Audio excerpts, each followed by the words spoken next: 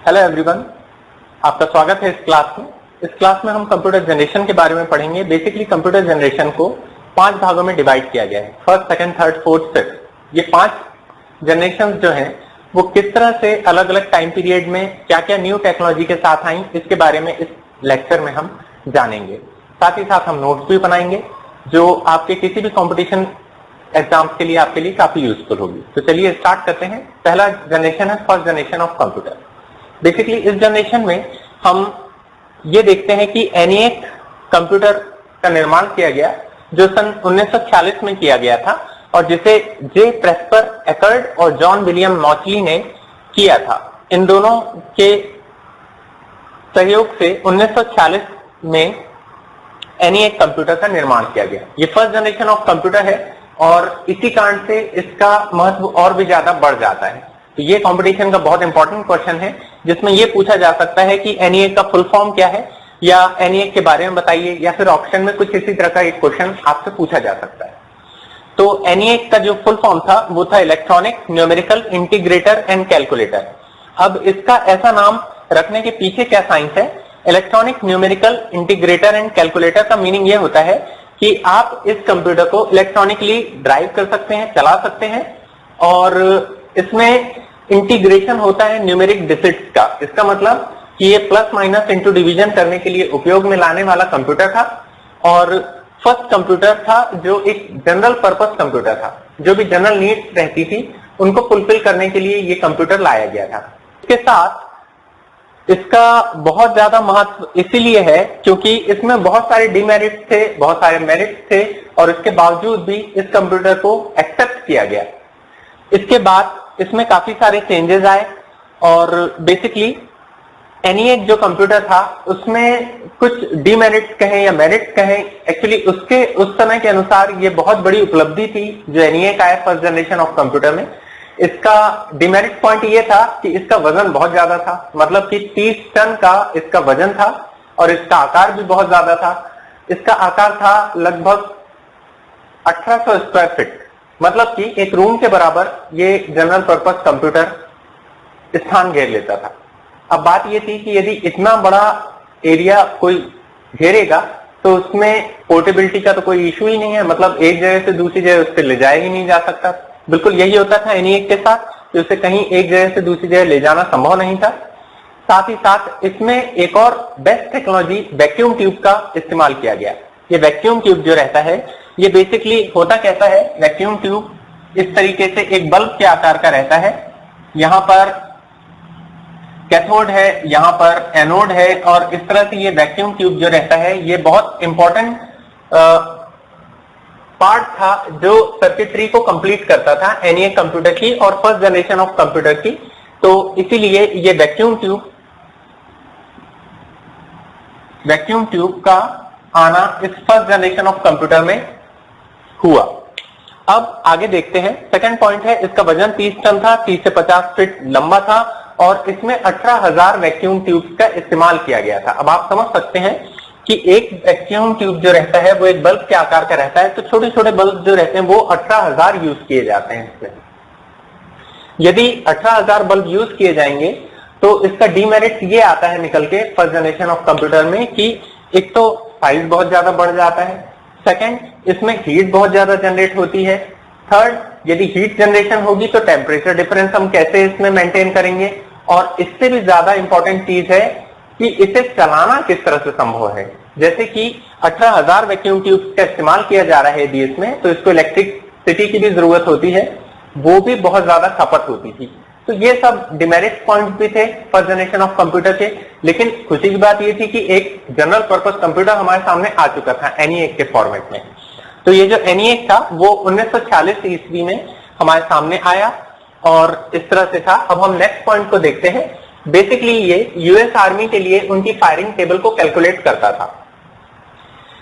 ये जो ENIAC computer था इसमें जो गन्स फायर होते थे उनके टेबल को कैलकुलेट करने के लिए इसका उपयोग किया जाता था। नेक्स्ट पॉइंट है एनिएक के जैसे ही इसमें इंप्रूवमेंट लाते लाते और भी कई तरह के कंप्यूटर मॉडल्स को प्रस्तुत किया गया, बनाया गया, आविष्कार किया गया, और इनका आविष्कार भी एकर्ड और मैचुली के द्वारा ही किया गया। जैसे कि ENIAC का किया था जे प्रस्पर एकर्ड और जॉन विलियम मैचुली ने, तो इन्होंने ही एडवेक और एडसेक का भी आविष्कार किया। अब ये दोनों क्या है, ये दोनों इनके हायर लेटेस्ट वर्जन है जो इनके बाद आए और कुछ ज्यादा खासियत लेके आए। तो वो क्या क्या खासियत थी उसके बारे में देखते हैं। EDVAC, इसका फुल फॉर्म होता है electronic discrete variable automatic computer. इसका मतलब यह है कि इसमें वेरिएबल जो थे, मतलब कि जो कैलकुलेशन, मैथमेटिकल कैलकुलेशन थे, उसके लिए जो स्टोरेज रखने की क्षमता थी वो आ चुकी थी और इनके वेरिएबल्स स्टोर करने के लिए अब तैयार हो चुके थे। इसका मतलब है कि जो भी न्यूमेरिक कैलकुलेशंस होते थे उसमें संग्रहण क्षमता आ चुकी थी, जबकि इससे पहले वाले कंप्यूटर्स जितने भी बने थे उनमें स्टोरेज कैपेसिटी नहीं थी, लेकिन इसमें वेरिएबल वैल्यूज को रख सकते थे और उसके बाद उसको कैलकुलेट कर सकते थे। तो ये हुआ electronic discrete variable automatic computer. Variables में जब मान पुट किया जाता है तो उसके बाद फिर कंप्यूटर ऑटोमेटिकली इस चीज का मान निकालता था। ये फर्स्ट जनरेशन ऑफ कंप्यूटर की खासियत थी। तो एडवेक जो था, इसको बनाने का ईयर था 1944। इसे बनाया गया था 1944 सन में।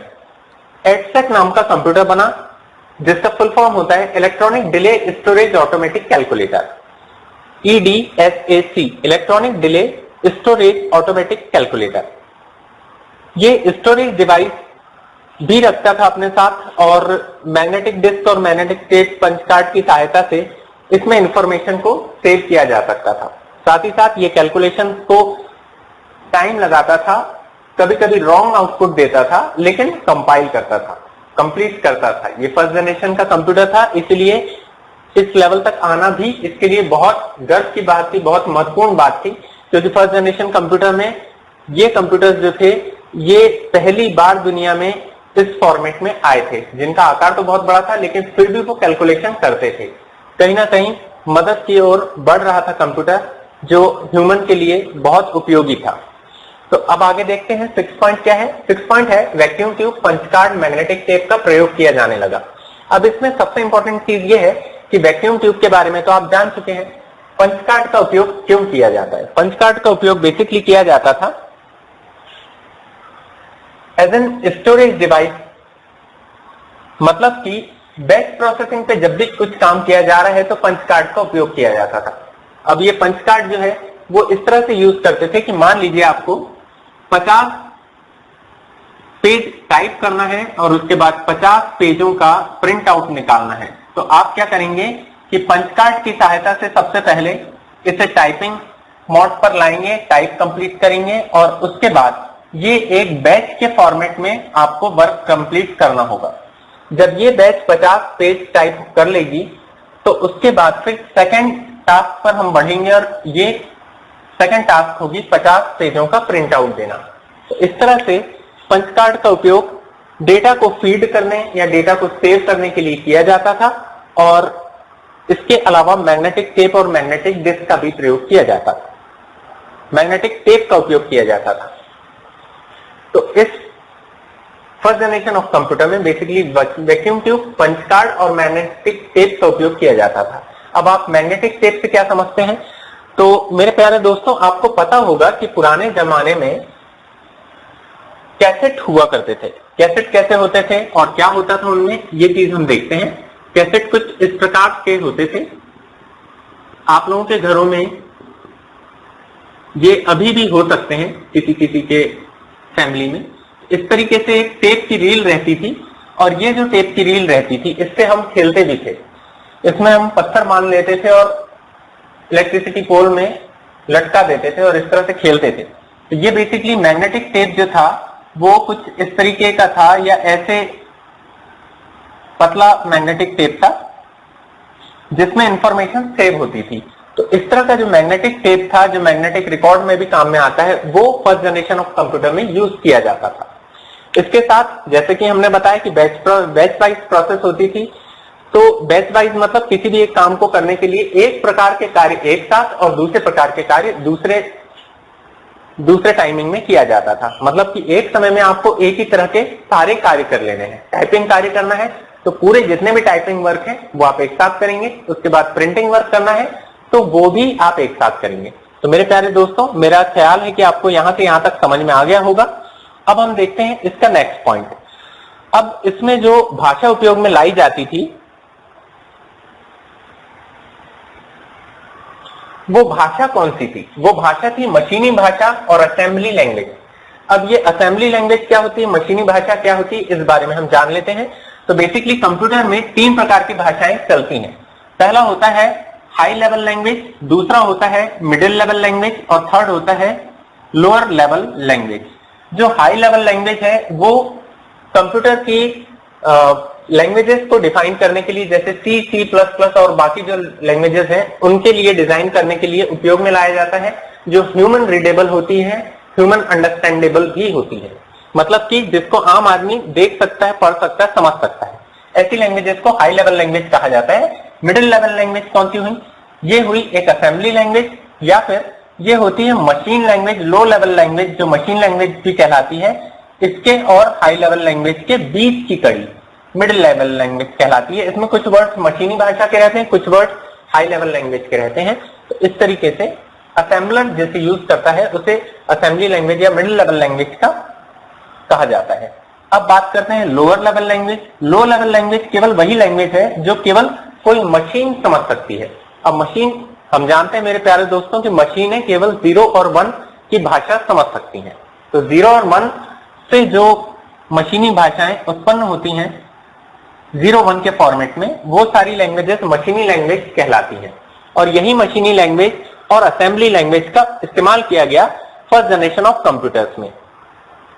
अब बात आती है नेक्स्ट पॉइंट की, 9th पॉइंट। 9th है पोर्टेबल का ना होना। अब ये पोर्टेबिलिटी क्या इश्यू है? तो पोर्टेबिलिटी का मतलब ये होता है कि पोर्टेबल मींस कि आप एक जगह से दूसरी जगह किसी आर्टिकल को ले जा सके, जैसे कि आजकल के लैपटॉप या पॉमटॉप या मोबाइल। लेकिन पहले जो फर्स्ट जनरेशन में कंप्यूटर बने थे वो पोर्टेबल नहीं थे, क्योंकि जैसा आपने देखा वैक्यूम ट्यूब के कारण 18,000 वैक्यूम ट्यूब यदि किसी कंप्यूटर में यूज किए जा रहे हैं तो उसका साइज तो वैसे ही बहुत बढ़ जाता है। और इसलिए मेरे प्यारे दोस्तों, ये जो साइज था ये बहुत बड़ा था और इसी कारण से ये नॉन पोर्टेबल था। मतलब एक जगह से दूसरी जगह ले जाना इससे संभव नहीं था। तो अब हुआ क्या, फाइनली जब इतना इंप्रूवमेंट आ चुका तो इसके बाद यूनिवैक नाम का एक कंप्यूटर बनाया गया, जो पहला व्यावसायिक कंप्यूटर के रूप में जाना जाता है। और इसमें स्टोरेज कैपेसिटी भी थी, कैलकुलेशन कैपेसिटी भी थी और कुछ हद तक फर्स्ट जनरेशन ऑफ कंप्यूटर का सबसे बेहतरीन फॉर्मेट वाला कंप्यूटर यूनिवैक कहलाया। अब हम देखते हैं second generation of computer. Basically first generation of computer में ये प्रॉब्लम थी कि इसका साइज बहुत बड़ा था। सेकेंड जनरेशन ऑफ कंप्यूटर में उससे कंपेरेटिवली साइज छोटा हुआ और इस छोटे साइज के लिए सबसे महत्वपूर्ण चेंज ये हुआ कि इसने वैक्यूम ट्यूब को रिप्लेस कर दिया ट्रांजिस्टर से। वैक्यूम ट्यूब बहुत ज्यादा जगह घेरता था, बहुत ज्यादा ऊष्मा पैदा करता था, बहुत ज्यादा इलेक्ट्रिसिटी खाता था। इसके रिप्लेसमेंट में जब ट्रांजिस्टर आया तो ट्रांजिस्टर ने इसका पूरा के पूरा जो शेप था उसको काफी छोटा कर दिया। अब वैक्यूम ट्यूब के कंपेरेटिवली ट्रांजिस्टर के होने से सेकेंड जनरेशन ऑफ कंप्यूटर्स जो थे वो उनकी साइज छोटी हो गई। लेकिन मेरे प्यारे दोस्तों, इसमें अभी भी बहुत सारी परेशानियां थीं। तो वो कौन कौन सी परेशानियां थीं और उनको किस तरीके से रिड्यूस किया गया, चलिए देखते हैं इस जनरेशन को, जिसका नाम है सेकेंड जनरेशन ऑफ कंप्यूटर। तो सेकेंड जनरेशन ऑफ कंप्यूटर जो था उसका टाइम पीरियड था 1956 से 1963 तक। इस टाइम पीरियड में सेकेंड जनरेशन ऑफ कंप्यूटर आया 1956 से 1963 तक। अब इसमें हुए क्या क्या परिवर्तन? सबसे पहला यह परिवर्तन हुआ कि वैक्यूम ट्यूब को रिप्लेस कर दिया गया ट्रांजिस्टर से। अब इस ट्रांजिस्टर का आविष्कार किसने किया? तो विलियम शॉकले ने किया था इसका आविष्कार 1947 में। तो 1947 में जब विलियम शॉकले ने ट्रांजिस्टर का आविष्कार किया तो वैक्यूम ट्यूब को रिप्लेस कर दिया गया और जहां जहां वैक्यूम ट्यूब का इस्तेमाल करना था उससे कम संख्या में ट्रांजिस्टर का उपयोग होने लगा। ट्रांजिस्टर जो था वो कई सारे वैक्यूम ट्यूब्स को रिप्लेस करके एक ट्रांजिस्टर का उपयोग होने लगा। इसका मतलब ये हुआ ट्रांजिस्टर अपने आकार में भी छोटा था, कम ऊष्मा पैदा करता था, जगह कम लेता था, तो अल्टीमेटली आकार छोटा हो गया कंप्यूटर का। अब सेकंड इंपॉर्टेंट पॉइंट क्या था कि सेकेंड जनरेशन ऑफ कंप्यूटर में मैग्नेटिक कोर मेमोरी को यूज किया जाने लगा डेटा को पढ़ने में, डेटा को स्टोर करने में, डेटा को राइट करने में। तो इसका यह मतलब हुआ कि मैग्नेटिक कोर मेमोरी जो 1940 से 50 तक 1940 से 1950 तक के सालों में मैग्नेटिक कोर मेमोरी जो थी वो as a random access memory का, कहने का मतलब यह है कि रैंडम एक्सेस मेमोरी बाद में यूज की जाने लगी, लेकिन उससे पहले मैग्नेटिक कोर मेमोरी का फंक्शन आया और इसकी मदद से प्राइमरी मेमोरी का काम मैग्नेटिक कोर मेमोरी के द्वारा किया जाने लगा, जिससे डेटा को रीड कर सकते थे, राइट कर सकते थे और स्टोर कर सकते थे। ये कब तक हुआ? जब तक कि रैंडम एक्सेस मेमोरी नहीं आ गई। तो जो मैग्नेटिक कोर मेमोरी था उसका उपयोग किया जाता था 1940 से 1950 ईस्वी तक। और इसके बाद थर्ड इंपॉर्टेंट पॉइंट है मैग्नेटिक टेप, चुंबकीय डिस्क को सेकेंडरी मेमोरी की तरह यूज किया जाता। बात यह है कि प्राइमरी मेमोरी किसे कहते हैं और सेकेंडरी मेमोरी किसे कहते हैं। तो प्राइमरी मेमोरी वो मेमोरी रहती है जो क्षणिक रहती है, जो कुछ ही समय के लिए उपयोग की जाती है, जैसे कि रैंडम एक्सेस मेमोरी, जिसमें डेटा केवल तभी तक स्टोर रहता है जब तक कंप्यूटर ऑन है, और जैसे ही कंप्यूटर को ऑफ कर दिया जाता है वो रैंडम एक्सेस मेमोरी उस डेटा को बिना स्टोर किए खत्म कर देती है, डिलीट कर देती है। तो ये हुई प्राइमरी मेमोरी, जिसका सेकेंड जनरेशन ऑफ कंप्यूटर में मैग्नेटिक कोर मेमोरी की तरह यूज किया जाता था जिसे, और magnetic tape, magnetic disk secondary memory की तरह यूज की जाती थी। इसका मतलब यह हुआ कि जो डेटा परमानेंट रखना है उसको मैग्नेटिक टेप और मैग्नेटिक डिस्क में आपको स्टोर करना होगा, और जिसे क्षणिक रखना है, केवल कंप्यूटर जब तक चले केवल तब तक रखना है, तो उसको आपको मैग्नेटिक कोर मेमोरी में यूज करना होगा। चलिए इसे और ध्यान से समझते हैं। मैग्नेटिक टेप, जैसे मैंने आपको बताया कि एक टेप था जो टेप रिकॉर्ड में लगे रहता था, उसे मैग्नेटिक टेप कहते थे। अब मैग्नेटिक डिस्क क्या है? आपको पता होगा कि पुरानी फिल्मों में भी आपने देखा होगा इस तरह से गोल गोल ग्रामोफोन में बजने वाला एक इंस्ट्रूमेंट, बहुत बड़ी चक्की थी ये, और इसके बाजू में इस तरह से एक भोंपू टाइप का लगे रहता था जिससे बहुत सारी आवाज निकलती थी। तो ये कई फिल्मों में भी बताया गया, जो पुराने जमाने में यूज किया जाता था। इस तरह से ये रोटेट होती रहती थी और इसे पढ़ने के लिए एक हेड का इस्तेमाल किया जाता था। तो ये होती थी मैग्नेटिक डिस्क। इसमें मैग्नेटिक मटेरियल रहता था और इसमें इंफॉर्मेशन को सेव किया जाता था। इसी का परिवर्तित फॉर्म आ गया सीडी मतलब कॉम्पैक्ट डिस्क, और डीवीडी मतलब डिजिटल वीडियो डिस्क, जिसका आकार भी छोटा हो गया। ये प्लास्टिक की थी और बहुत बढ़िया पोर्टेबल थी, एक जगह से दूसरी जगह हम ले जा सकते थे। तो इन सब चीजों का इस कॉन्सेप्ट का उपयोग किया गया मैग्नेटिक टेप और मैग्नेटिक डिस्क का सेकेंड जनरेशन ऑफ कंप्यूटर में। अब आप समझ गए होंगे कि मैग्नेटिक टेप किस तरह से काम करता है, मैग्नेटिक डिस्क किस तरह से काम करती है, और इसको परमानेंट मेमोरी की तरह सेकेंडरी मेमोरी में यूज किया जाता था। थर्ड इंपॉर्टेंट पॉइंट है बैच प्रोसेसिंग और मल्टी प्रोग्रामिंग का उपयोग। अब ये बैच प्रोसेसिंग क्या होती है? बैच का मतलब होता है एक तरह के कार्य को एक साथ करना, जैसा हमने बताया था पंच कार्ड में भी किया जाता था। और मल्टी प्रोग्रामिंग का मतलब ये रहता था एक ही समय में कई तरह के कार्यों को कर लेना। तो इस तरह के ये दोनों कॉन्सेप्ट जो थे ये सेकेंड जनरेशन ऑफ कंप्यूटर में आए थे। इसके बाद नेक्स्ट पॉइंट है प्रोसेसिंग स्पीड का फास्ट होना, और एक दो लोग कंप्यूटर में वर्क करते थे। इसका मीनिंग ये है कि आपको फर्स्ट जनरेशन कंप्यूटर से ज्यादा स्पीड मिलेगी सेकेंड जनरेशन ऑफ कंप्यूटर में। मेरे प्यारे दोस्तों, पहले कई सारे लोग, बहुत वर्कर्स लगते थे फर्स्ट जनरेशन ऑफ कंप्यूटर में उनके कंपोनेंट्स को संभालने के लिए, क्योंकि आकार में इतना बड़ा था कि यदि कहीं कोई शॉर्ट सर्किट हो जा रहा है तो उसको चेक करने वाले बहुत सारे लोग यूज किए जाते थे। लेकिन सेकेंड जनरेशन ऑफ कंप्यूटर में जब से वैक्यूम ट्यूब हटा और ट्रांजिस्टर आ गया, तब से बहुत मदद हुई, और केवल एक से दो लोग ही उस कंप्यूटर को ऑपरेट करने के लिए काफी थे। इस कारण से लोगों की संख्या भी घटी, लोगों की संख्या 1 से 2 में आ गई, और इसकी प्रोसेसिंग स्पीड भी बहुत स्पीड तेज हो गई comparatively first generation of computer. अब बात करते हैं इसके आगे की। तो इसमें जैसे फर्स्ट जनरेशन कंप्यूटर में लोअर लेवल लैंग्वेज या मशीन लैंग्वेज और असेंबली लैंग्वेज का उपयोग किया जाता था, सेकेंड जनरेशन ऑफ कंप्यूटर्स में उच्च स्तरीय भाषा का उपयोग होने लगता था। मैंने आपको अभी बताया कि हाई लेवल लैंग्वेज को उच्च स्तरीय भाषा कहा जाता है, जिसमें इंग्लिश के बहुत कॉमन वर्ड्स का यूज किया जाता है, और जो ह्यूमन रीडेबल और अंडरस्टैंडेबल लैंग्वेज रहती है, तो वही उच्च स्तरीय भाषा का उपयोग होने लगा। अब ये उच्च स्तरीय भाषाएं कौन कौन सी थी? तो ये था कोबोल और फोर्ट्रैन, एल्गोल और सोनेबोल। ये लैंग्वेजेस जो थी वो यूज की जाती थी सेकेंड जनरेशन ऑफ कंप्यूटर के उपयोग को बेहतरीन बनाने के लिए, उनको और ज्यादा अपग्रेड करने के लिए। लेकिन अब एक परेशानी यहां पे ये थी मेरे प्यारे दोस्तों कि ये जो लैंग्वेजेस थी ये इनके जानकार बहुत कम थे। मतलब कि हर एक व्यक्ति इन लैंग्वेजेस को जानता नहीं था। उनको इतना शिक्षित करना और उसके बाद इस कंप्यूटर पे काम करवाना भी बहुत इंपॉर्टेंट होता था और बहुत कठिन भी था। तो ये सारी पॉइंट्स थे जो सेकेंड जनरेशन ऑफ कंप्यूटर में काम में आए। तो इसकी मेन इंपॉर्टेंट लैंग्वेजेस यही थी, कोबोल, फोर्ट्रैन, एल्गोर और सोनेबोल। तो ये लैंग्वेजेस उपयोग में आती थी। यदि हम इनका एग्जांपल देखें कि सेकेंड जनरेशन ऑफ कंप्यूटर्स में कौन कौन से कंप्यूटर्स या इनके मॉडल नंबर यूज में आते हैं, तो उनमें से है IBM 7094, UNIVAC 1108, Honeywell 400, CDC 1604, CDC 3600। ये है कुछ एग्जांपल जो सेकेंड जनरेशन ऑफ कंप्यूटर के मॉडल नंबर्स हैं या इस तरह के कंप्यूटर यूज में आए। अब बात करते हैं कि इनमें और क्या क्या चीजें उपयोग में आई। तो इनमें उपयोग में आने वाले थे पंच कार्ड, मैग्नेटिक टेप और मैग्नेटिक डिस्क, जो हमने ऑलरेडी यहाँ पे भी देख चुका है कि स्टोर करने के लिए मैग्नेटिक टेप और मैग्नेटिक डिस्क का उपयोग किया जाता था। पंच कार्ड बैच प्रोसेसिंग के थ्रू डेटा को सेव करने के लिए उपयोग में आता था।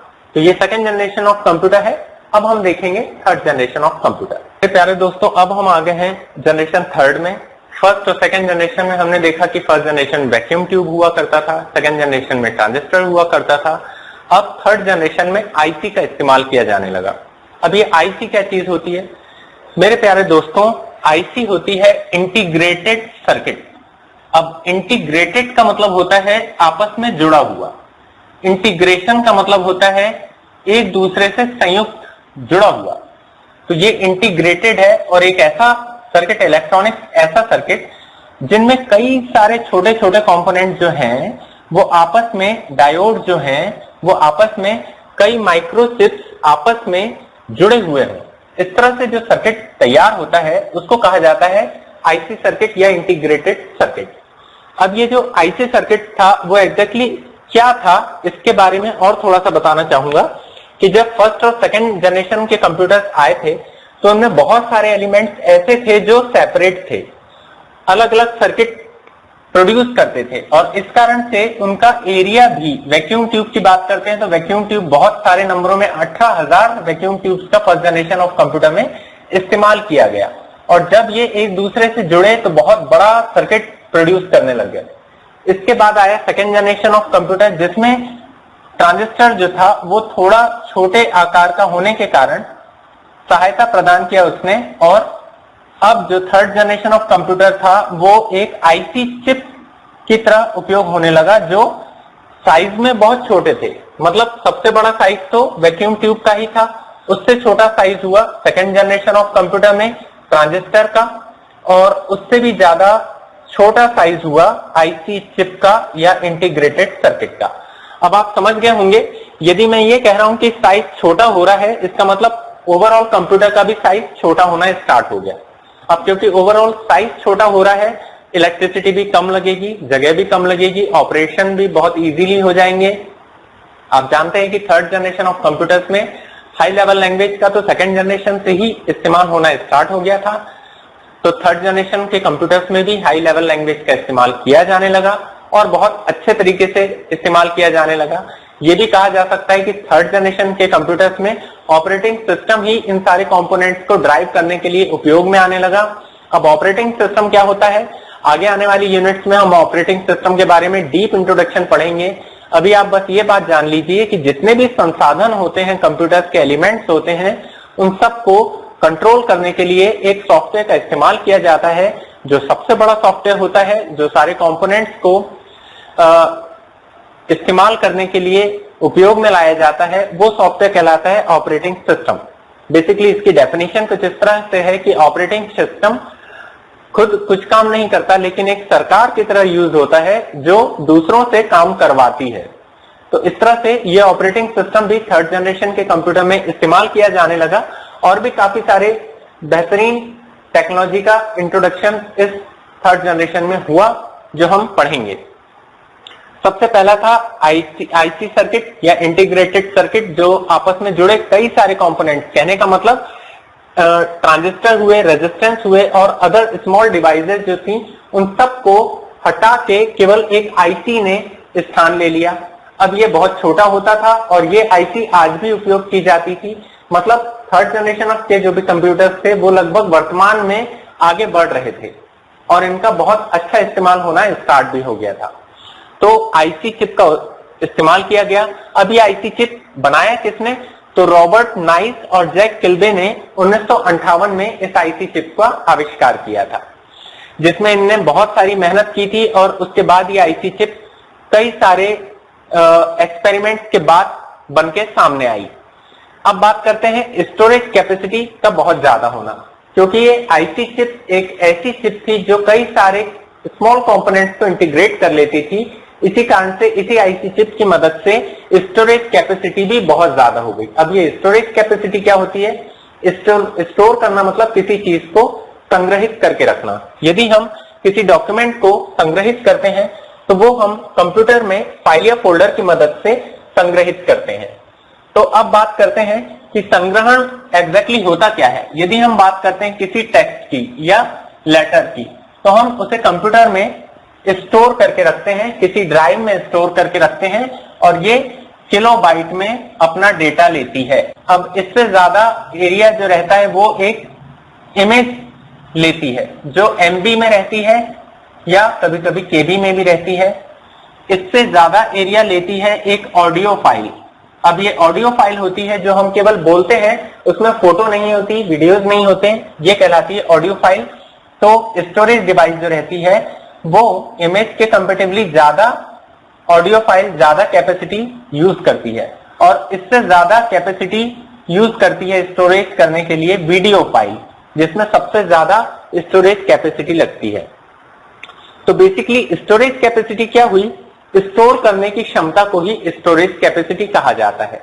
अब ये इंफॉर्मेशन हो सकती है, टेक्स्ट फाइल फॉर्मेट हो सकता है, इमेज फॉर्मेट हो सकता है, वीडियो फाइल हो सकती है, ऑडियो फाइल हो सकती है और भी कई तरह के फॉर्मेट्स होते हैं जिनमें डेटा को स्टोर किया जाता है।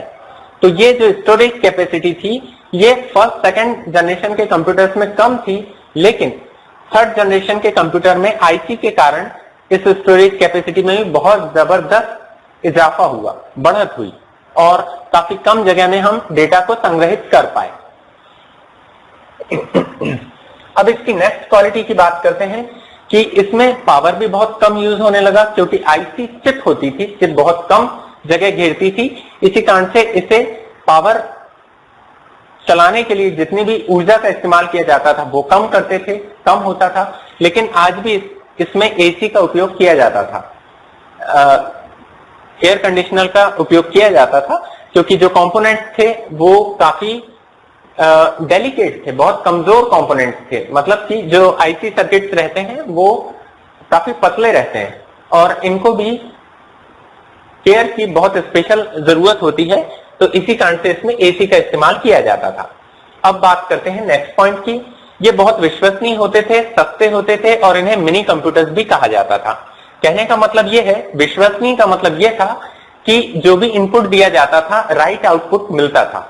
बेसिकली जो फर्स्ट जनरेशन के कंप्यूटर्स थे उनमें आउटपुट कभी कभी सही और मैक्सिमम टाइम गलत मिलते थे, क्योंकि उनका सर्किट पूरा प्रॉपर तरीके से न हो पाने की वजह से आउटपुट भी गलत आता था। जबकि थर्ड जनरेशन के कंप्यूटर में ऐसा नहीं होता था, तो ये बहुत विश्वसनीय थे क्योंकि आउटपुट प्रॉपर मिलता था और क्योंकि जगह बहुत कम घेरते थे, इसी कारण से इन्हें मिनी कंप्यूटर के नाम से जाना जाता है। अब देखते हैं कि इनका रखरखाव इसलिए इजी था क्योंकि रखरखाव से मीनिंग दो प्रकार की है। एक तो आपके सर्किट्स में जो भी सॉफ्टवेयर होते थे वो एक ऑपरेटिंग सिस्टम का इस्तेमाल करते थे, जिससे पूरे कंपोनेंट्स प्रॉपर तरीके से प्रोपेलेट हो सकते थे, चल सकते थे और उस पर बहुत अच्छे तरीके से प्रोसेसिंग हो सकती थी। सेकंड बात करते हैं, इनका रखरखाव काफी आसान था, मतलब इसे एक जगह से दूसरी जगह ले जाना आसान था, पोर्टेबल थे ये और इसी कारण से इसे रख पाना मुमकिन हो पाता था क्योंकि कम जगह में आ जाते थे। अब इसका एग्जांपल है प्रोग्रामेबल डेटा प्रोसेसर। इसका मतलब PDP-1 है, PDP-5, PDP-8, ICL2903, ICL 1900 और यूनिवैक 1108। ये थर्ड जनरेशन के कंप्यूटर के एग्जाम्पल्स हैं। क्योंकि इतनी सारी खासियतें थी, ये मिनी थे, छोटे थे, स्पीड में तेज थे, रखरखाव कम था, एसी की जरूरत थी। ओवरऑल फर्स्ट जनरेशन और सेकेंड जनरेशन के कंपैरेटिवली इनका वजन तो कम था ही, साथ ही में ये सस्ते भी थे। तो ये हुआ थर्ड जनरेशन ऑफ कंप्यूटर। अब हम देखते हैं fourth generation of computer. Fourth generation of computer, fourth generation of computers में बहुत ही ज्यादा स्पेशल कंपोनेंट्स आ गए और ये कंप्यूटर बहुत ही छोटे साइज में आ गया। फोर्थ जनरेशन ऑफ कंप्यूटर में बेसिकली माइक्रो प्रोसेसर का उपयोग होने लगा। जैसे फर्स्ट जनरेशन में वैक्यूम ट्यूब होता था, सेकेंड जनरेशन में ट्रांजिस्टर होता था, थर्ड जनरेशन में आईसी चिप का उपयोग किया जाता था। अब फोर्थ जनरेशन में माइक्रो प्रोसेसर या फिर कहें आईसी सर्किट, इंटीग्रेटेड सर्किट, कई सारे इंटीग्रेटेड सर्किट मिलके एक माइक्रो प्रोसेसर का निर्माण करने लग गए। Very large scale integrated circuit यह टेक्नोलॉजी कहा जाने लगा। इसका मतलब यह हुआ कि इसमें 30,000 कंपोनेंट्स को इंटीग्रेट करने की कैपेसिटी आ गई। अब आप समझ सकते हैं कि यदि 30,000 कंपोनेंट्स को आप इंटीग्रेट करके एक छोटे से आकार के चिप में कन्वर्ट कर देते हैं, उसे माइक्रो प्रोसेसर कहा जाता है, तो हम कितनी ज्यादा क्रांतिकारी परिवर्तन की ओर बढ़ चलते हैं। तो देखते हैं हम फोर्थ जनरेशन ऑफ कंप्यूटर्स में और क्या इंपॉर्टेंट पॉइंट है। फोर्थ जनरेशन ऑफ कंप्यूटर्स की जो टाइम ड्यूरेशन मानी गई है वो माना गया है 1971 से 1980, 1971 से 1980 तक इसकी जनरेशन का टाइम है। फोर्थ जनरेशन का टाइम ये माना गया 1971 से 1980 तक। अब इसमें हुआ क्या क्या, सबसे स्पेशल चीज थी इसकी माइक्रो प्रोसेसर का उपयोग। इस माइक्रो प्रोसेसर के उपयोग ने इसका पूरा इतिहास बदल के रख दिया और अब जो मशीनें उपयोग आने लग गई वो बहुत ही ज्यादा कॉम्पेटेबल थी, एक जगह से दूसरी जगह ले जाने के लिए बहुत उपयोगी थी। इन्हें घरों में उपयोग किया जाने लगा, इन्हें काफी प्रैक्टिकल तौर पे और काफी ज्यादा नीड्स को कंप्लीट करने के लिए, कॉम्प्लीट करने के लिए उपयोग में किया जाने लगा, जो औद्योगिक रूप में भी काफी उपयोग आने लग गए। तो फोर्थ जनरेशन ऑफ कंप्यूटर्स जो थे उनमें यूएसए के टेड हॉफ ने आविष्कार किया था माइक्रो प्रोसेसर का। ये आप बिल्कुल याद रखिएगा, ये काफी इंपॉर्टेंट नाम है, टेड हॉफ। यूएसए के टेड हॉफ जी जो थे उन्होंने आविष्कार किया था माइक्रो प्रोसेसर का और पहला माइक्रो प्रोसेसर इंटेल 4004 डेवलप हुआ। इंटेल 4004 जो था वो फर्स्ट माइक्रो प्रोसेसर था जो टेड हॉफ के द्वारा आविष्कार किया गया, डेवलप किया गया। और जो फर्स्ट माइक्रो कंप्यूटर उपयोग में लाया गया या आविष्कार हुआ उसका नाम है ALTIR,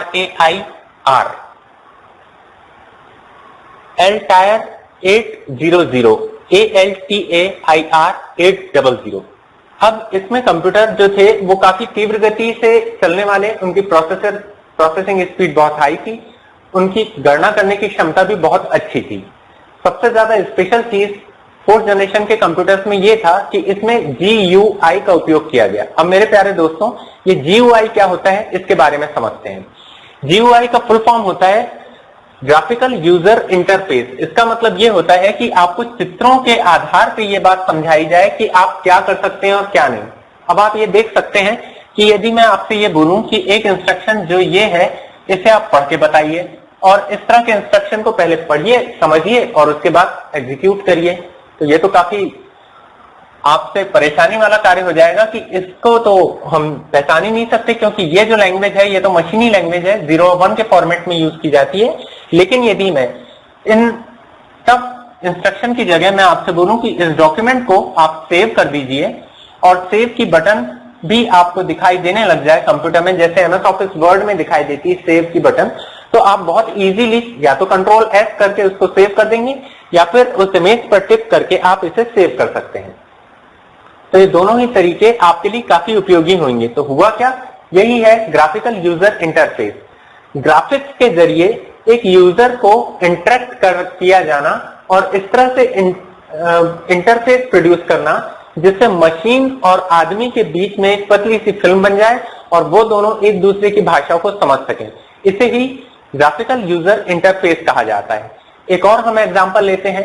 सेकंड एग्जांपल है एटीएम कार्ड का। जब हम रुपए निकालने जाते हैं तो एटीएम को स्वैप करते हैं और उसके बाद जो फर्स्ट स्क्रीन हमारे सामने अपेयर होती है उसमें बहुत ही इजी इंस्ट्रक्शंस दिखाई देते हैं जिसे हम बहुत आसानी से समझ सकते हैं और इन इंस्ट्रक्शंस को समझ के हम रुपए को विड्रॉल कर लेते हैं या सबमिट कर देते हैं, उसमें जमा कर देते हैं, प्रिंट आउट निकाल लेते हैं। कैसे? ग्राफिकल यूजर इंटरफेस की मदद से। तो फोर्थ जनरेशन ऑफ कंप्यूटर्स में भी जो ऑपरेटिंग सिस्टम यूज किए गए वो GUI आधारित थे, ग्राफिकल यूजर इंटरफेस से आधारित थे। इसी कारण से लोग इसे बड़ी आसानी से समझ सकें। आज जो भी एप्लीकेशन यूज हो रही हैं वो सभी ग्राफिकल यूजर इंटरफेस की मदद से डेवलप हो रही हैं और इसी कारण से बहुत जल्दी वो इंटरेक्टिवनेस आ जाती है, यूजर फ्रेंडलीनेस आ जाती है और यूजर इसे बहुत आसानी से समझ भी सकता है। तो ये इसकी खासियत थी जो फोर्थ जनरेशन ऑफ कंप्यूटर की थी। अब अगली खासियत है इसकी कि कंप्यूटर बहुत कम गर्मी पैदा करते थे और इनमें एसी की आवश्यकता नहीं के बराबर होने लग गई क्योंकि चिप काफी छोटी थी। इसमें प्रोसेसर फैन भी लगाए जाने लग गए जिससे जो थोड़ी बहुत गर्मी होती है वो इन प्रोसेसर फैन से हैंडल किया जा सके। तो इस कारण से क्योंकि कंपोनेंट बहुत बड़े नहीं थे, वैक्यूम ट्यूब्स का इस्तेमाल बिल्कुल नहीं हो रहा था, इसी कारण से हीट भी जनरेट नहीं हुई, इलेक्ट्रिसिटी भी बहुत ज्यादा कंज्यूम नहीं हुई, बहुत छोटे आकार में आ गए, पोर्टेबल हो गए और इस कारण से ये एक जगह से दूसरी जगह पहुंचाए जाने लगे, बहुत आसानी से इनका उपयोग होने लगा और इनकी इफिशियंसी काफी बढ़ने लग गई। अब नेक्स्ट पॉइंट देखते हैं। इसी जनरेशन में हाई लेवल लैंग्वेज को डेवलप किया गया जैसे कि C++, VB और जावा। अब ये बेसिकली लैंग्वेजेस होती क्या हैं या मशीन लैंग्वेज या हाई लेवल लैंग्वेज एग्जैक्टली है क्या, इनके बारे में थोड़ा सा देखते हैं। देखिए मेरे प्यारे दोस्तों, होता यह है कि जब भी हम किसी चीज को समझना चाहते हैं तो समझने के लिए जरूरत होती है एक भाषा की और हर एक भाषा की एक ग्रामर होती है। मैं यदि आपसे बात कर रहा हूं तो ये भाषा है हिंदी और आप भी समझते हैं और मैं भी समझ रहा हूं। इस हिंदी को लिखा भी जाता है, उसकी एक पर्टिकुलर ग्रामर भी होती है। हम ये बातें कर रहे हैं दो इंसानों के बीच में, पर यदि मैं बात कर रहा हूं एक मशीन और एक इंसान के बीच में, तब फिर बात आती है ऐसी लैंग्वेज का होना काफी जरूरी है जो किसी इंसान के द्वारा समझी जा सके, जैसे इंग्लिश या जिसे हाई लेवल लैंग्वेज कहा जाता है, और वो लैंग्वेज अल्टीमेटली कन्वर्ट होकर मशीनों के द्वारा भी समझी जा सके। यदि मैंने एक मशीन को इंस्ट्रक्शन दे दिया तो वो इंस्ट्रक्शन मशीनी भाषा में कन्वर्ट हो जाए अल्टीमेटली और मेरा काम कंप्लीट हो जाए। तो इस तरह की लैंग्वेजेस को भाषा कहा जाता है और ये लैंग्वेज और भाषा जो कहलाई वो कंप्यूटर की लैंग्वेजेस कहलाई। अब इनमें इंपॉर्टेंट लैंग्वेज थी see basically procedure oriented programming है जो आने वाले वीडियोस में आपको बताई जाएगी। C++, जिसमें प्रोसीजर ओरिएंटेड प्रोग्रामिंग और ऊप्स के कॉन्सेप्ट इंक्लूड थे, ऑब्जेक्ट ओरिएंटेड प्रोग्रामिंग का भी कॉन्सेप्ट था। इसका मतलब इनके कोड जो थे वो यूजेबिलिटी के आधार पे वही कोड पुनः फिर से यूज किए जा सकते थे। यदि आपने किसी मशीन का या किसी कार्य को संपादित करने के लिए कोड लिख लिया है तो उस कोड को डिफरेंट वैल्यूज के लिए यूज किया जा सकता है।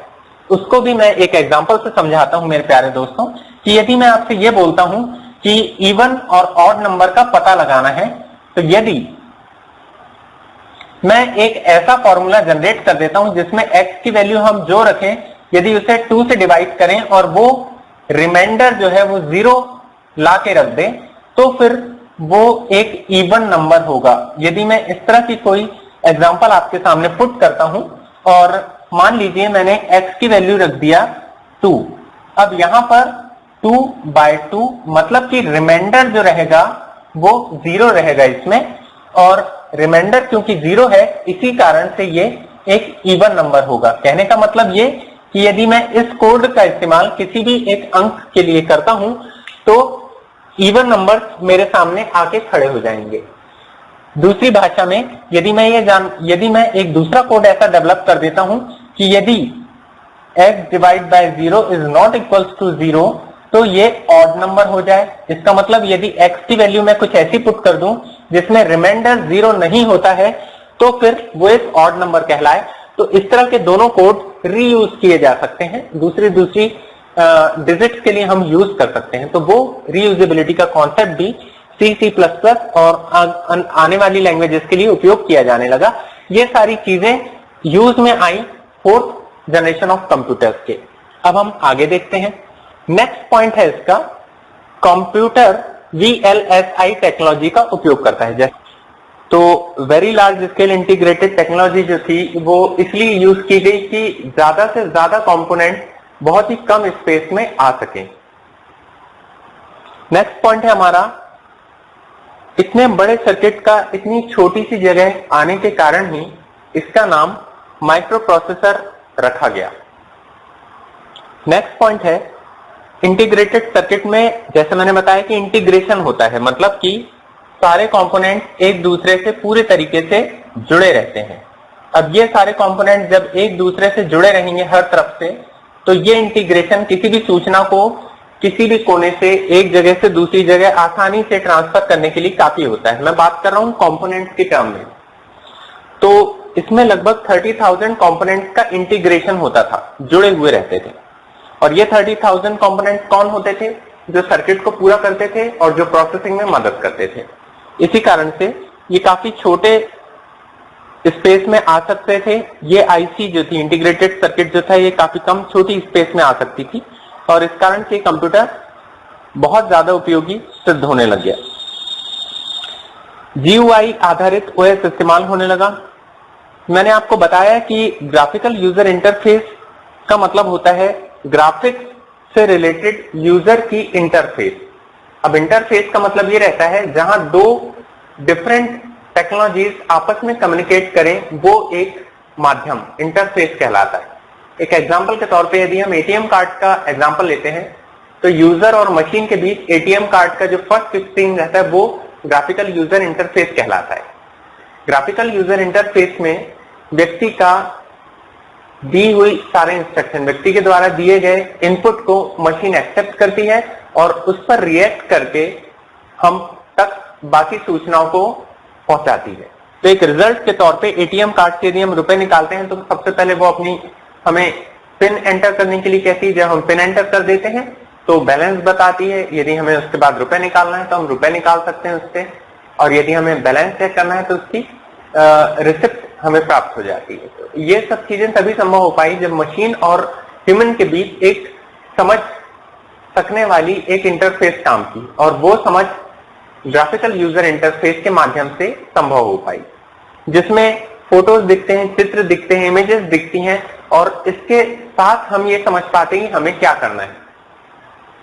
अब यदि हम एक एग्जांपल लेते हैं कि उन फोटोज और इमेजेस की जगह पर 0101 अंक का कोई लंबा सा कोड आ जाता तो हम बाइनरी सिस्टम को समझते ही नहीं है, मशीन लैंग्वेज को हम जान ही नहीं सकते। इसी कारण से हम अपना कोई काम भी पूरा नहीं कर पाते, और इसी कारण से ऑपरेटिंग सिस्टम बहुत यूजफुल हुआ हमारे लिए, क्योंकि ये ग्राफिकल यूजर इंटरफेस पर आधारित था। इसी जनरेशन में, इसी टाइमिंग में 1971 से 1980 तक, इस टाइम ड्यूरेशन के मध्य ही ऐसे ऐसे सॉफ्टवेयर बने जिसके माध्यम से यूजर अपने बड़े बड़े कामों को सेकंड, माइक्रो सेकंड्स में कंप्लीट कर सकता था।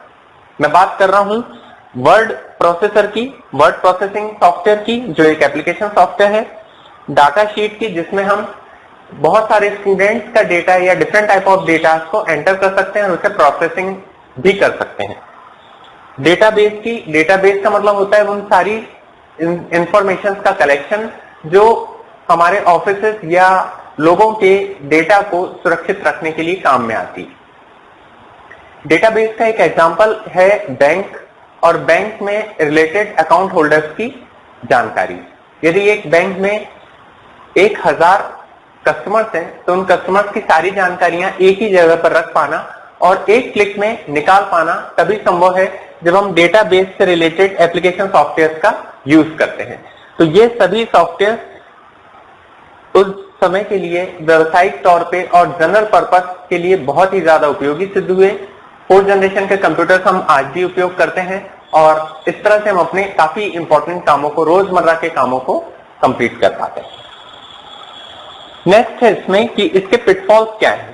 तो जैसे 4th जनरेशन के कंप्यूटर है तो इनके जो मेरिट्स हैं उन्हीं से कुछ डिसएडवांटेजेस निकल के आते हैं, पिटफॉल्स निकल के आते हैं। पहला पिटफॉल यह है कि इसका चूंकि नेटवर्किंग बहुत ज्यादा जबरदस्त था, तो फिर नेटवर्किंग बहुत अच्छी होने के कारण यदि किसी नोड या किसी कंप्यूटर पर एक वायरस आ जाता है तो वो वायरस उस पूरे नेटवर्क को भी कैप्चर कर लेता है।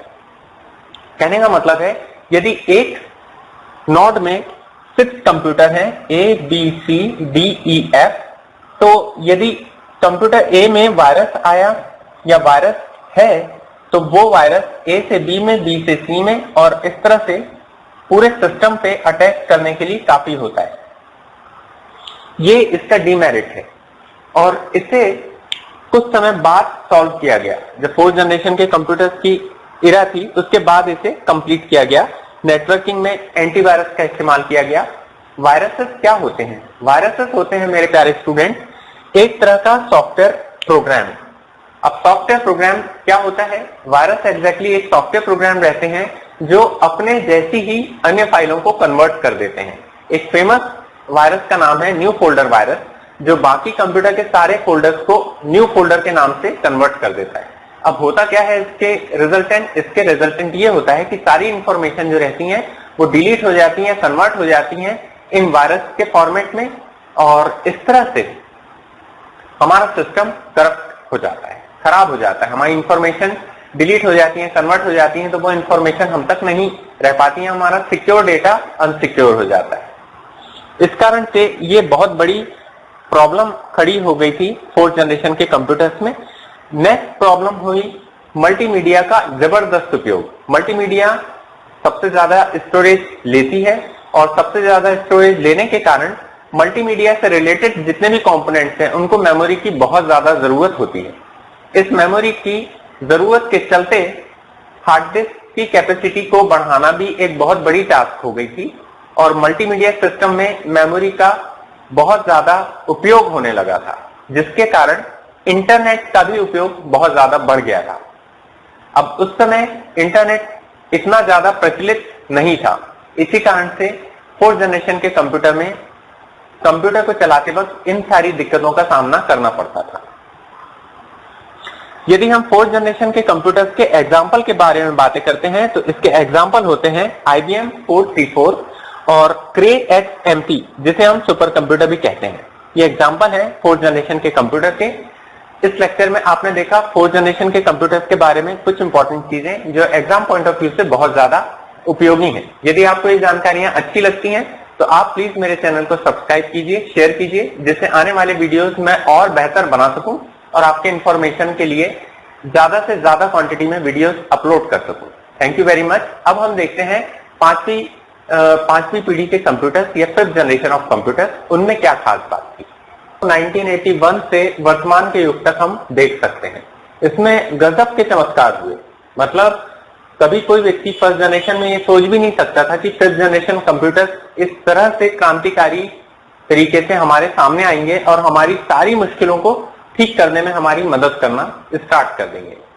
चाहे बड़ी से बड़ी कंपनीज हो और उनके लिए डिसीजन मेकिंग हो, या फिर छोटे से छोटे काम हो, या फिर ऑपरेशन हो, या फिर रिसर्च हो, या मौसम विभाग की जानकारी हो, इन सब जगह 5th जनरेशन ऑफ कंप्यूटर एकदम फिट है, क्योंकि उनमें कई सारी स्पेशलिटी के साथ संयोजन हो पाया और एक दूसरे से मिलके, एक दूसरे कंपोनेंट से मिलके सारा जो कंप्यूटर सिस्टम था वो एकदम बेस्ट तरीके से हमारे सामने आ पाया।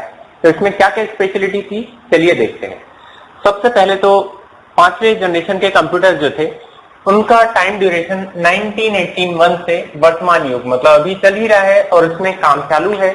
5th जनरेशन के कंप्यूटर्स में डेली बेसिस पे बहुत सारे अपडेट्स आते रहते हैं और हम इन्हें देख भी पाते हैं। अब इसमें टेक्नोलॉजी कौन सी यूज की गई है, तो इसमें इस जनरेशन में ULSI ultra large scale integrated technology use की गई। ULSI ultra large scale integrated technology पर ये काम करना स्टार्ट कर दिया। 5वें जनरेशन के जो कंप्यूटर्स थे उनमें एक और खास बात थी, वो है इसमें AI फीचर था, मतलब आर्टिफिशियल इंटेलिजेंस डेवलप किया जाने लगा। अब आर्टिफिशियल इंटेलिजेंस से मतलब होता है कृत्रिम बुद्धि का प्रयोग।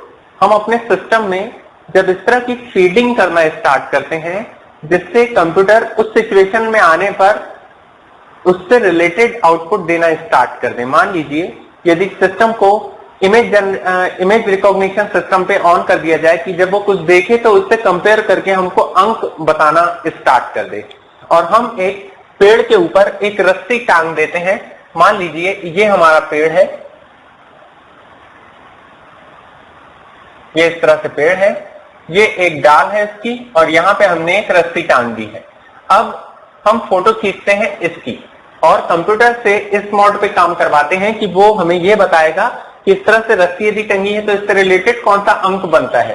तो कंप्यूटर 1 आपके सामने लाके रख देगा। इसका मतलब ये हुआ कि उस तरह की आकार, उस तरह का इमेज देख के कंप्यूटर एक डिसीजन लेता है। ये डिसीजन तभी ले सकता है जब कंप्यूटर की मेमोरी में इस तरह के इनपुट हम अलग अलग प्रकार से फीड करते चले जाते हैं।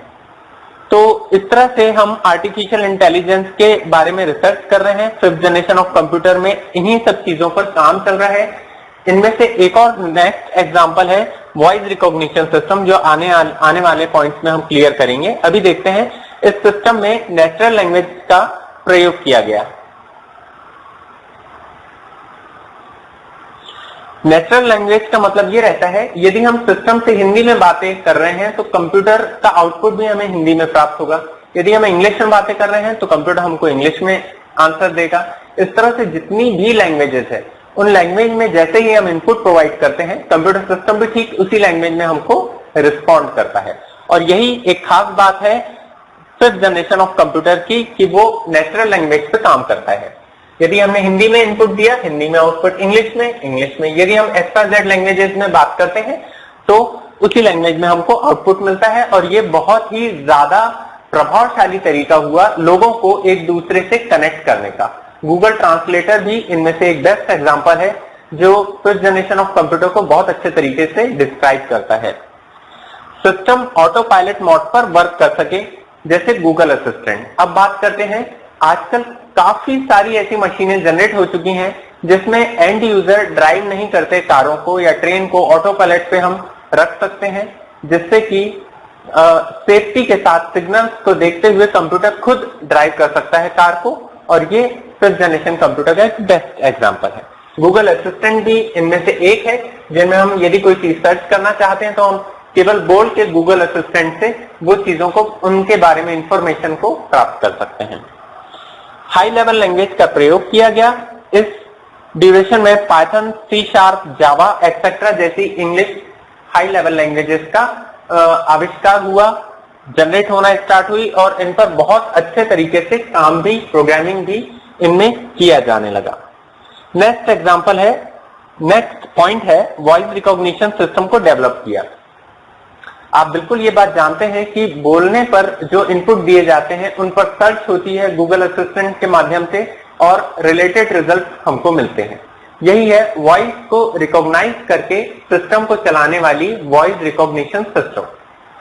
अगला पॉइंट है ULSI चिप का माइक्रो प्रोसेसर के रूप में इस्तेमाल किया जाने लगा। हम ये बात जानते थे कि ट्रांजिस्टर जो था वो वैक्यूम ट्यूब को रिप्लेस कर दिया। कई सारे वैक्यूम ट्यूब्स की जगह कुछ एक माइक्रोचिप ट्रांजिस्टर का यूज किया जाने लगा। उसके बाद ट्रांजिस्टर को रिप्लेस करके IC चिप का उपयोग किया जाने लगा।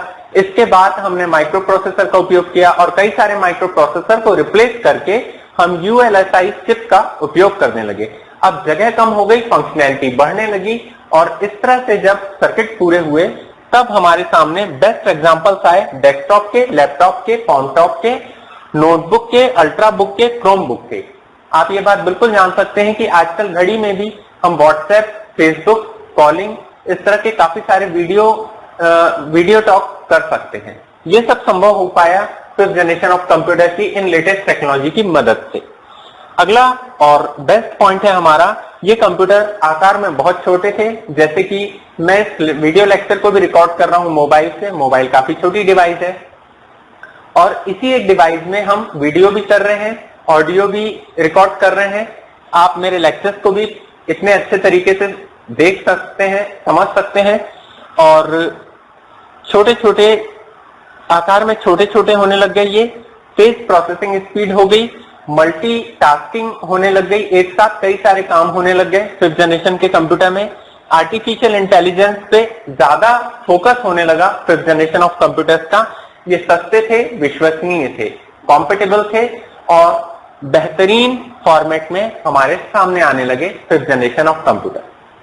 तो दोस्तों ये था फर्स्ट जनरेशन से फिफ्थ जनरेशन तक का सफर। मेरे ख्याल से आपको ये वीडियो बहुत पसंद आएगा और इसकी सारी इंफॉर्मेशन आपके कॉम्पिटिटिव एग्जाम्स और कई अदर एग्जाम्स के लिए बहुत यूजफुल होंगी। Thank you, thanks for watching. यदि आपको ये वीडियो पसंद आए तो प्लीज लाइक, शेयर और सब्सक्राइब करिए। साथ में ये बिल्कुल बताइए कि इनमें से कौन सी जनरेशन के कंप्यूटर आपको सबसे अच्छे लगे। Thank you.